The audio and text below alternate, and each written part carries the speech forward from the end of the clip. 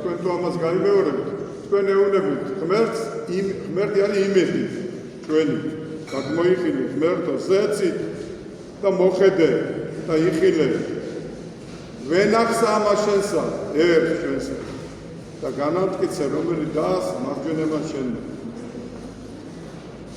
აი სახარებაში მე ვთქვი, რომ მაცხოვარი ზოგჯერ პირდაპირ არ ამბობს იგავით. ხო და დავიხსენოთ იქ გარდანილერებთან რომ მივიდა და ეშმაკეულები რო შეხვდა და რომ განკურნა ის ეშმაკეულები. გაიქცენ ის ეშმაკები და ორთა კოთხაშიგან შევიდნენ. ეს ღორები დაფხეთ და გაიქცნენ და დაიხსენ ტბაში. თუ ზღვაში. ოდა მაშინ დააკვირდით და გარდანილებთან ქცევას ქრისტესთან რომ მოვიდნენ.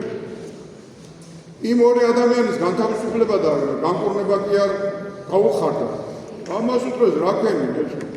დაღუპველი ჩვენი ცხოვრება. ორები წაგვართვიო. ადამიანები განთავისუფლდა და თავისუფლება მოიპოვეს, ის კი ვერავმა ვერ დაინახა. აი ორების დაღუპვა დაინახა, იმიტომ რომ ამ ხალხის ტვინი და სულიერი ცხოვრება იყო ანგარებაზე დაფუძნებული. რა იყო მათი მთავარი არსებობა? ფული, ევრო და დოლარი. მაშინ არ იყო, მაგრამ ასე იყო. ოქრო იყო და ვერცხლი. იუდას ვერცხლი მიწეს და დააბნია. და ბოჭვა დაუწყო ამ ხალხმა, ანგარმა ხალხმა. დღემდე დღესაც, მაშინაც. ხო და